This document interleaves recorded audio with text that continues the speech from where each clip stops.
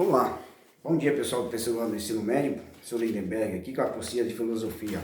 Vou fazer uma síntese para vocês, bem simples, sobre o surgimento da ciência moderna. Mas quero deixar já de antemão que nós não devemos ter preconceito com a filosofia. Ela sofreu muito preconceito e até hoje ainda sofre.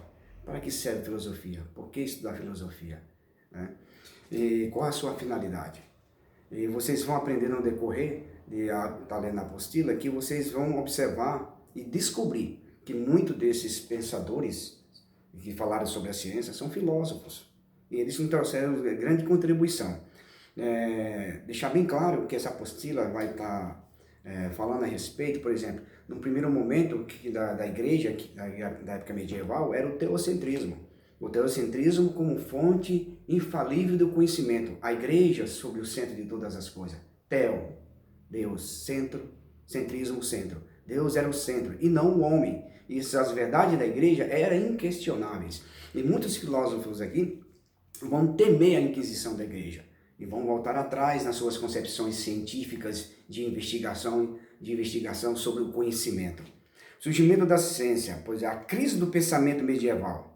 As concepções de naturezas criadas pelos antigos medievais, elas foram contestadas por novas descobertas científicas. O próprio o René Descartes vai questionar isso, mas também vai recuar com medo da Inquisição, porque as ideias principais que nós tínhamos naquela época eram as ideias de Aristóteles. Aristóteles simplesmente que vai falar sobre a questão do geocentrismo, onde a Terra era o centro. E a igreja bebeu desse conhecimento, teve esse conhecimento como verdade infalível e não questionável. Mas Aristarco, lá no século III, século II, ele simplesmente também já vai ter uma primeira ideia do heliocentrismo, como centro da Terra, centro do universo, melhor dizendo, onde todos os outros planetas giram em torno do Sol. Ok? E aí você aprende muitas das vezes nos dias atuais, através da própria física, né? E você não tem como conceito verdadeiro, e não devemos questionar em certo momento, outras coisas assim, porque tudo é questionável, tudo é dubitável. Como o próprio René Descartes vai falar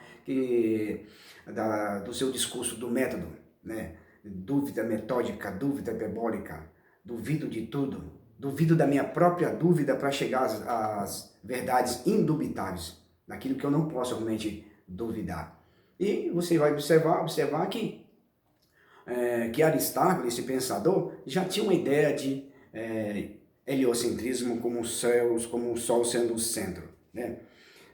Mas o golpe de misericórdia e o surgimento da ciência moderna ela vai começar no século XVI, né? Em novembro de 1578. Aí tem Jerônimo Munhoz, Tycho Brahe, Thomas Digges, pensadores que vão tratar sobre o assunto da própria ciência moderna. De acordo com o modelo aristotélico, ptolomaico do universo, em vigor na época, só havia mudança no mundo sublunar, ou seja, aquilo que ficava entre a Terra e a Lua. Ali havia mudança. Para fora disso aí, não havia nenhuma mudança, não tinha nada para ser mudado. Não havia uma supernova, o universo não estava se expandindo. Ou seja, que o cosmos era imutável. E hoje nós, através da própria ciência, nós observamos que o cosmos é mutável. É mutável e pode se expandir e novas estrelas estão crescendo e se desenvolvendo. Há controvérsia a isso enquanto no campo teológico. Vários estudiosos voltaram-se então às antigas teses heliocêntricas de Aristarco de Samos, como havia falado antes, concebida previamente por egípcios e mesopotâmica. Aí, tem vezes que os egípcios e os mesopotâmicos, ali naquela região crescente e fértil, quando eles vão surgir aquelas grandes civilizações acadianas, suméricas, e eles estão ali estudando. Eles ali têm uma visão matemática, axiomática do próprio universo e como eles conceberam isso.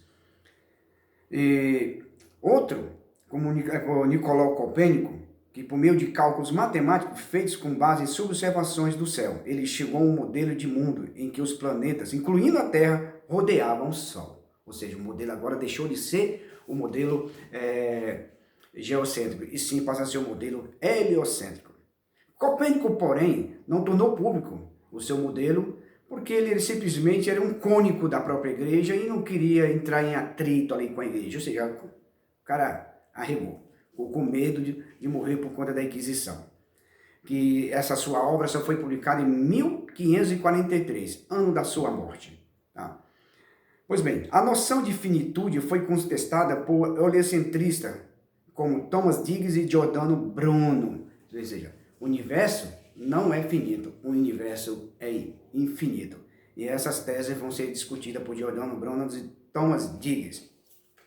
Então, esses argumentos seriam contestados por outro heliocentrista como Johannes Kepler, que simplesmente, embora também visse o mundo como expressão de Deus, seu discurso era contrário a de Giordano Bruno.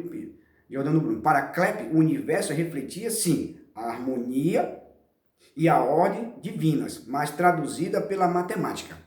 Veja aqui que, em defesa da própria igreja, o próprio Johannes Kepler defende a ideia que o Deus criou o universo, mas usando a matemática para explicar tal expressão universal do próprio cosmo organizado e perfeito como ele é hoje. Né? Isso na visão de Kepler.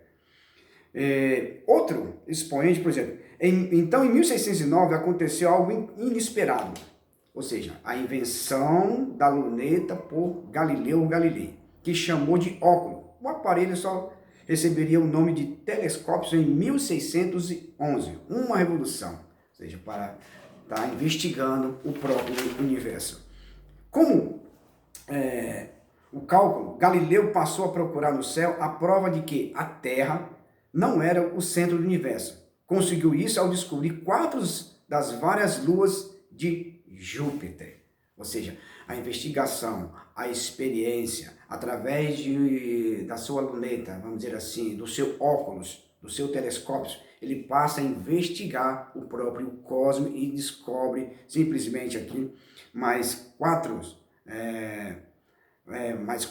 várias luas de Júpiter, 4 das várias luas de Júpiter, através dessa descoberta, desse invento do telescópio. Veja a importância da ciência.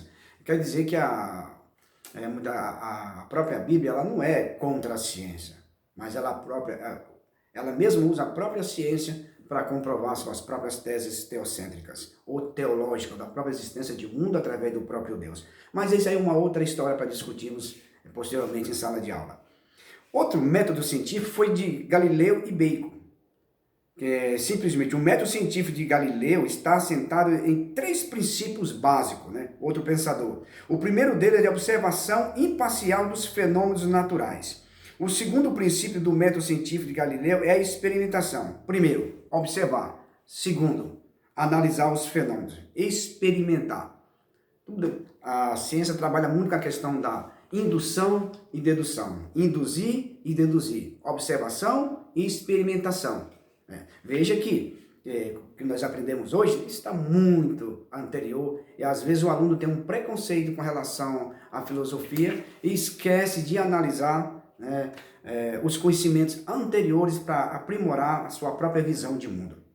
O último princípio do método de Galileu é o uso da matemática para descrever de maneira clara e sistemática os fenômenos naturais. Veja a importância da matemática para a demonstração de conhecimento científico, de experimentação, de indução e de dedução. Né? Bacon e a nova ciência. Bacon sustenta que é preciso encontrar um método intermediário entre a especulação teórica, sem nenhum contrato com a realidade empírica. Empregando uma linguagem metafórica, eis como Bacon descreve sua posição. Né?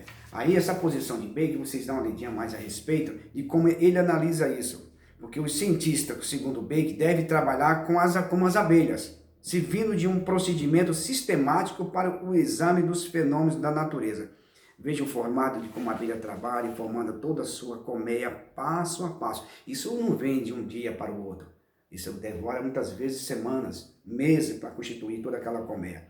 E depois de observar fatos, ele deve formular hipóteses teóricas, a fim de explicar regularidades e padrões encontrados. Qual o padrão de uma colmeia? Como é que ela trabalha isso? Veja que a própria natureza nos ensina, a própria matemática, que nós temos noção de hoje. E se viram como base de observação a própria natureza, ensinando para o cientista através de fenômenos naturais, né? Esse processo de raciocínio, conhecido como indução, desempenhará um papel fundamental no estabelecimento da ciência experimental, voltada para os fins práticos e para controle da natureza. É observação, observar, experimentar, induzir através da própria natureza, alguns exemplos aqui como o caso o trabalhar das abelhas. Outro pensador aqui, que é o pai da filosofia moderna, René Descartes, que criticou os medievais, ele até falou que os medievais não estavam errados, eles não tinham método. E o racionalismo de Descartes é bem mais complicado. Na sua obra, O Discurso do Método, ele vai trabalhar a questão da dúvida metódica, duvidar metodicamente. Duvido até da minha própria dúvida, para que eu chegue às verdades indubitáveis. E dúvida hiperbólica, né? Duvidar de tudo. Que a função que René Descartes quer fazer é que a gente encontre verdades indubitáveis, não seja enganado pelos sentidos, né? Nem pelo sonho, nem pelas vigílias. E ele vai tentar descrever isso aqui na apostila e você lê mais detalhadamente. Por exemplo, na sua teoria do conhecimento, apresenta 3 teses centrais, René Descartes. O fundamento e a fonte do conhecimento é o pensamento. O conhecimento é justificado pela razão. A mente contém ideias anteriores à experiência e delas independentes. Aí trabalhando a questão do inatismo. Penso, logo existo. Se eu penso, é porque eu existo. Mas, quando eu penso, eu independo do corpo para pensar. Logo, René Descartes criou aí uma dicotomia. Mas o danado, infeliz, morreu, ele não explicou e não deixou isso muito claro e virou aqui praticamente um buraco negro na filosofia. E muitos teóricos, filósofos tentam entender e explicar o que René Descartes quis falar com isso. E o seu método de investigação da verdade. Durante séculos, os teóricos e filósofos gregos, como Aristóteles, tinham sido considerados inquestionavelmente verdadeiras. Aristóteles propusera um modelo geocêntrico do qual a Terra estava no centro do sistema solar. Okay? E essas ideias tinham sido aceitas pela Igreja Católica, aquilo que já vinha falado. A Igreja Católica tomou isso como verdade inquestionável, indubitável, né? Então, não há como duvidar delas, como algo verdadeiro, universal, e que não pudesse ser questionado. Era o teocentrismo, era a igreja como centro da verdade, tudo passava pelo crivo da igreja. E aí daquele que naquela época contestasse tais verdades. Okay? Pois bem, mas antes de iniciar qualquer investigação, Descartes propõe que devemos definir regras pelas quais nós orientaremos. O método consiste, desse ponto de vista, em conjunto de procedimentos racionais que permitem encontrar conhecimentos que não pode estar errado, e não possa estar errado. E ele fala da precipitação e prevenção. O que é precipitação? É a aceitação de uma crença falsa como verdadeira. Às vezes nós temos noções de verdades achando que é verdadeiro e não é. Sempre devemos questionar aquilo que nos falamos, mas cuidado com isso. Eu costumo dizer que, ou aprendi durante a minha vida, que é o seguinte: aquele que é escravo de verdades, que acha que é verdadeiro, aquele que não está apto a mudar de opinião, é escravo de si mesmo. A pessoa acha que foi falado aquilo como verdadeiro e ele não aceita o contrário, ele não investiga, principalmente nas questões teológicas da própria Bíblia. As pessoas ensinam tem certo ensinamento como verdadeiro e não é, porque pegou a Bíblia e fez a sua própria tradução ao seu bel prazer. Pois bem, a prevenção são as crenças preconcebidas e aceitas sem avaliação e crítica. Alguém te fala uma coisa, né? Alguém te fala uma fofoca, fala uma mentira do outro e você não investiga de onde veio, de onde procedeu, né? Eu vou deixar aqui como exemplo. Alguém chega para mim e fala assim, ó, você ouviu isso? Aí eu pergunto para a pessoa, você viu? Ouviu e viu? Estava presente? Não, então não aceite como verdade. Porque isso vira o quê? Vira uma crítica como verdadeira sem ser uma verdade que não é verdade, que não é verdade. Certo? É uma falácia.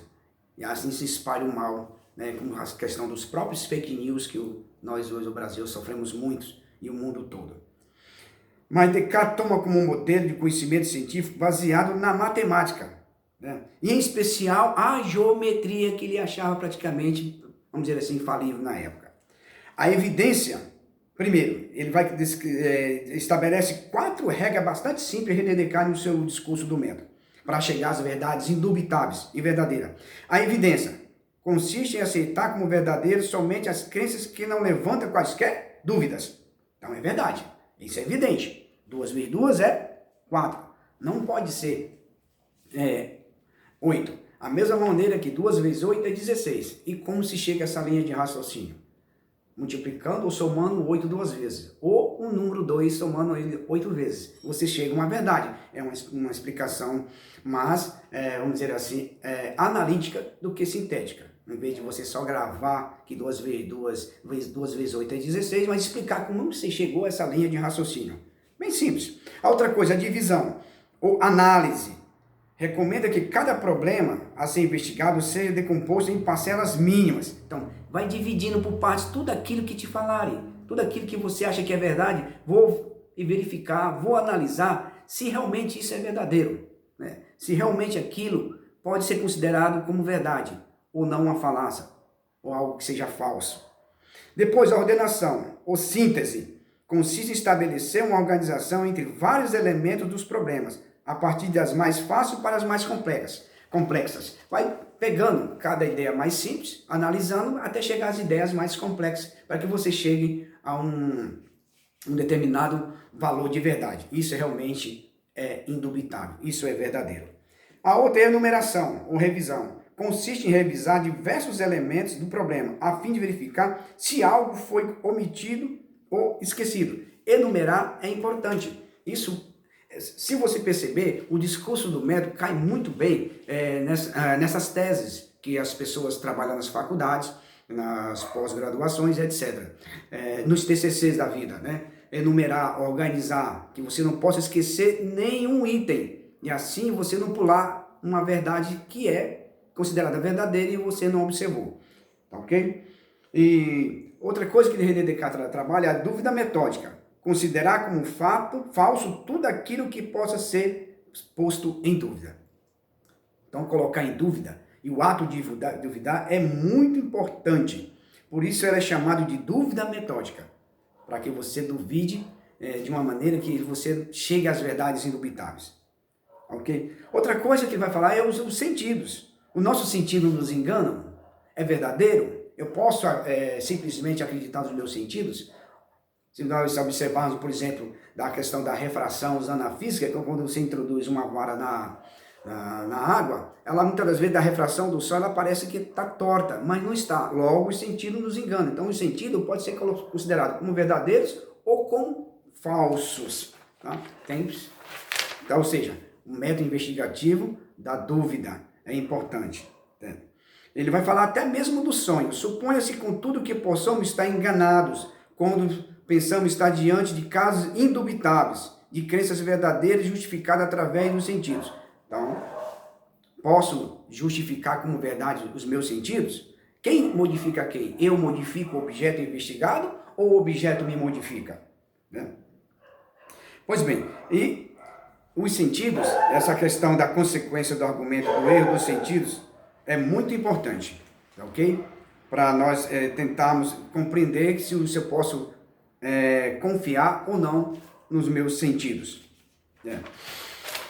Outra crítica aqui que ele fala aqui rapidamente, Descartes descobre que o ato de duvidar precisa ser praticado por alguém. Se ele duvida, então é necessário que ele próprio exista. Penso, logo existo. O que eu sou? Uma substância pensante, que segundo René Descartes, independe do corpo para pensar. O espírito, aquele que pensa, que raciocina. Para que você tenha uma ideia clara e distinta, se não pode ser colocado em dúvida ou não. Duvidar da minha própria existência. Prove que você existe. Que raciocínio lógico você usaria para provar a sua existência. Um outro pensador aqui é o empirismo de Locke. Né? Locke simplesmente tem uma resposta diferente para os problemas das fontes do conhecimento. John Locke. Tal como o racionalismo, o empirismo é uma teoria baseada na ideia de que o conhecimento tem um fundamento infalível. Então ele discorda, por exemplo, das próprias ideias de nada.